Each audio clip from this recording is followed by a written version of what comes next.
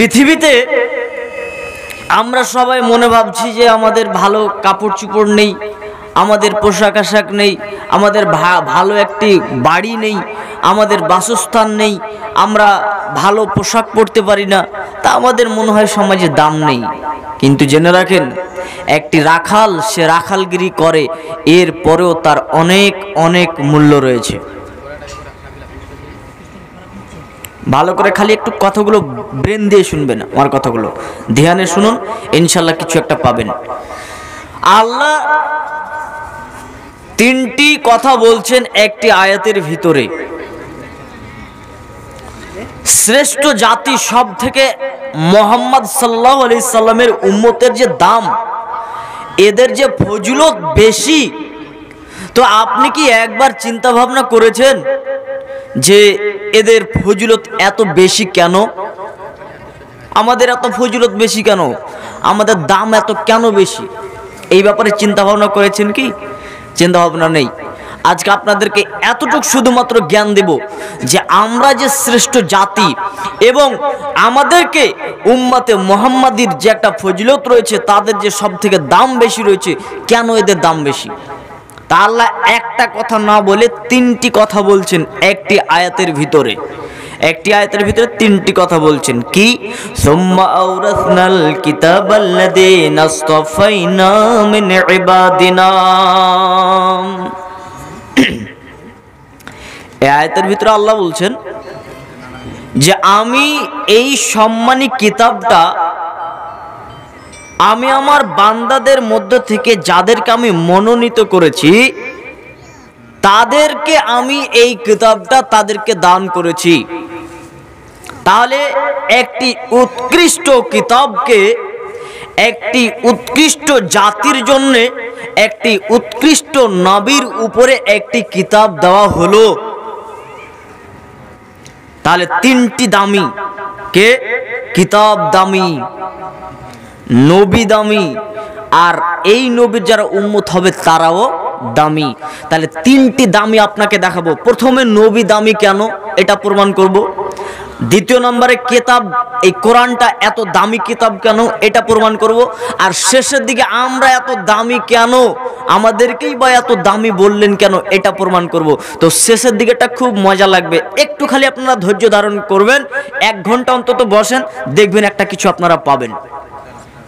নবী মুহাম্মদ সাল্লাল্লাহু আলাইহি সাল্লাম তিনি যে দামি একজন নবী, সব থেকে দামি একজন নবী, এটা প্রমাণ করার জন্য আমাকে বেশি কিছু বলতে হবে না।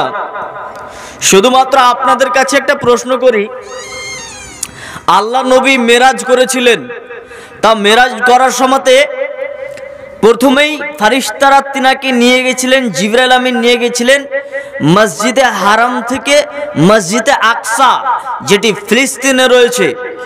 এই ফিলিস্তিনে আল্লাহর নবীকে নিয়ে গেলেন।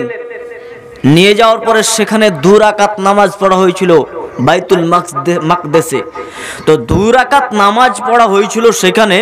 তো সমস্ত নবী, আদম থেকে নিয়ে ঈসা আলাইহিস সালাম পর্যন্ত সমস্ত নবীদেরকে সেই মসজিদে জমা করা হয়েছিল রূহের মাধ্যমে। এবার বলুন, এই যে নামাজ যে পড়ানো হয়েছিল, তো সমস্ত নবীর ভিতরে ইমামতি করেছিলেন কে? জানা আছে? মুহাম্মদ সাল্লাল্লাহু আলাইহি সাল্লাম। তাহলে মুহাম্মদ সাল্লাল্লাহু আলাইহি সাল্লাম তিনি যে ইমামতি করলেন, তাহলে আপনি এবার নিজেই বলুন, ইমামতি তাহলে কে করবে? যে জ্ঞানে বুদ্ধিতে, যার জ্ঞানে বিবেকে পরেশগারিতে সব দিক থেকে যেই লোকটা ভালোবেসি, তে ইমামতি করবে। তাহলে প্রমাণ হয়ে যাচ্ছে যে সমস্ত নবীরা মুক্তাদি ছিল, আর মুহাম্মদ সাল্লাল্লাহু আলাইহি সাল্লাম তিনি ইমাম ছিলেন। তারপরে ও মুহাম্মদ সাল্লাল্লাহু আলাইহি সাল্লাম তিনি বলছেন, আনা সাইয়্যিদু উলদে আদমা। আদমের যতগুলো পৃথিবীতে সন্তান আছে, সমস্ত সন্তানের ভিতরে আমাকে সর্দার করে আল্লাহ পাঠিয়েছেন। আরেকটু ইকোটা কমান ভাই, খুব আওয়াজটা ডাবল হচ্ছে, আরেকটু ইকোটা কমান। তো আল্লাহর নবী বলছেন, যতগুলি মানুষ পৃথিবীতে এসেছেন, সমস্ত মানুষের মধ্যে থেকে আমাকে সর্দার করে পাঠিয়েছেন। তা আল্লাহ নবী বলছেন এটাতে আমার অহংকার নেই, আর হালকা একটু কমান, কথাটা ডাবল আসছে একদম আমার কাছে করে। তো আল্লাহ নবী তাহলে একটা আপনাকে প্রমাণ দিলাম যে মুহাম্মদ সাল্লাল্লাহু আলাইহি সাল্লাম তিনি যে সর্বশ্রেষ্ঠ একজন নবী, এই নবীটা আপনাকে একটা প্রমাণ দিলাম। চলুন এরপর আপনাকে আরো একটা একটা করে দেখাচ্ছি মুহাম্মদ সাল্লাল্লাহু আলাইহি সাল্লাম তিনি এত দামি ছিলেন কেন, তিনি এত দামি ছিলেন কেন।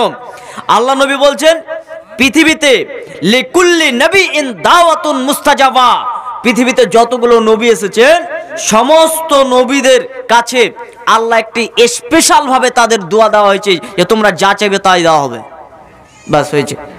একটা স্পেশাল ভাবে তাদেরকে বলা হয়েছিল যে নবীরা পৃথিবীতে দোয়া চাইবে, একটা তাদের জন্য স্পেশাল দোয়া যে তারা পৃথিবীতে তাদের জন্য দেওয়া হলো, তারা যা চাইবে সেটাই হবে।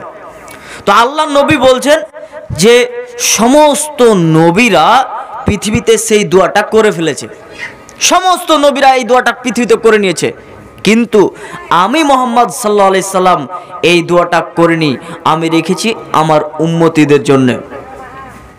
তাহলে নবীর দাম কেমন যে তিনার চাওয়াটাও আবার অন্য রকমের।